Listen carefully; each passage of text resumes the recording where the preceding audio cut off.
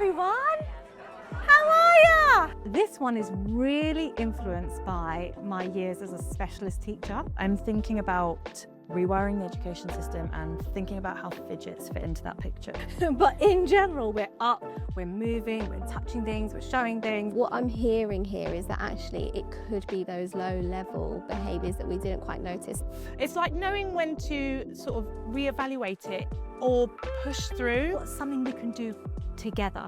So it's us before it's you.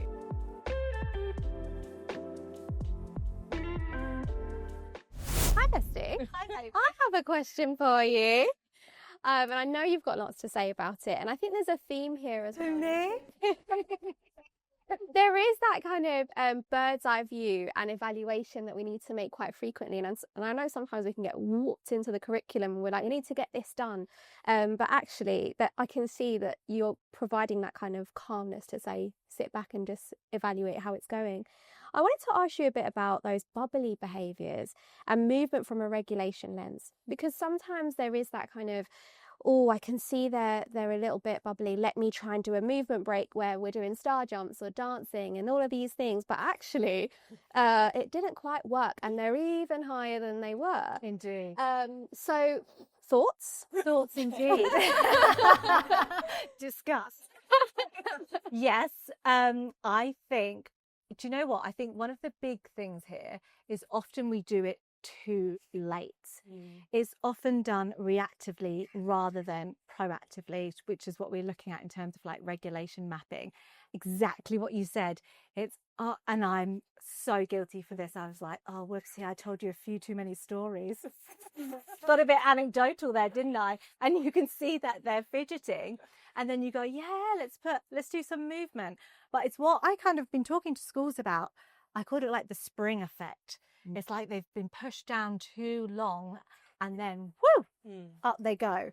And then I also think that high cardio movement breaks aren't necessarily hitting the mark, because if children are here and then we are putting on something there, then we've lost them. And then it's a really bad look when you're afterwards, you're like, this is so good for their needs. And I'm just like really thinking about them. And then you're like, can you need to sit down? Like, doesn't that happen though? Has that happened? And you're like, oh, I had so many good intentions for this. And just everybody sit down to be a good idea. Exactly. I planned for you to be regulated. I read the book. Have you regulated?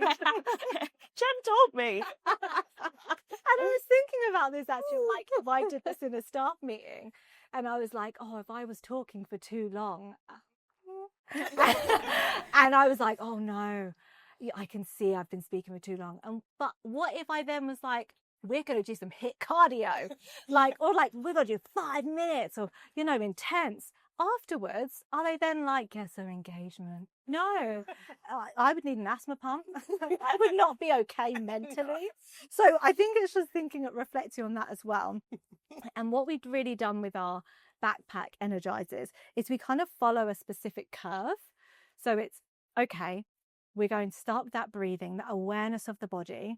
Then we're going to build up that movement, have that peak movement, slow the movement down, breathing, so that we're ensuring children are there. But it's also understanding movement as embedding it. So it's thinking about, rather than I'm going to have a chat for 40 minutes and you're going to love it and then we're going to do a movement break. It's thinking, okay, how are we embedding movement into our everyday lessons? And that's what that chapter is all about. So we've got, the walk and talk. Do we love the walk and talk? Yeah. That was not loud enough. Do we love the walk and talk people? Okay, let's chat, hon. Like even little things that I say in schools is like, just do a little stand up and sit down, because that supports the kind of blood flow.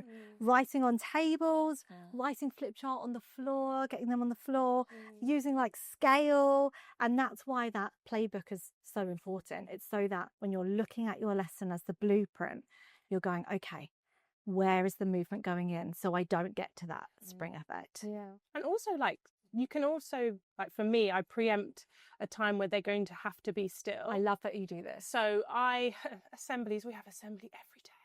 So great for me, entertainment for everybody else. But for me, I use the Energizer backpack just before that, so I get all of that out. Then they have the breathing and they calm down, and then they're able to sit for a little bit longer in assembly. So it's like, for me, I'm like, okay, I know they're going to be asked to do so much very soon. What can I do to help them get through that? And I think just sort of preempting those situations where you can just be like, okay, they need to sit still expectedly for a certain period of time. How can I help them through that? Yes, you're thinking again about proactively. Yeah. How can I meet the needs before it gets to the spring effect? And that could be the same with, I used to do like the conversation pockets before assembly, because otherwise they come in and they're like muzzled. You're like, come in, register, line up. Then they go down, we're in assembly. And it's like, whoa, I've got to tell you about something that happened yesterday after school, because it's wild and you're going to love it. Oh, trust me, Miss Foster. So it's just thinking about exactly what you said, thinking proactively. Predictability for your children as well, to know that they're safe, that yes, that assembly is going to happen, but it's okay because we get to move before. So I know it's okay. Absolutely. What I've learned here, Jen, is that right at the beginning of your book, you talk about the escalation cycle. And I'm guilty of thinking that sometimes the escalation cycle can be kind of like those obvious big behaviours. But what I'm hearing here is that actually it could be those low level behaviours that we didn't quite notice, and those proactive strategies will help.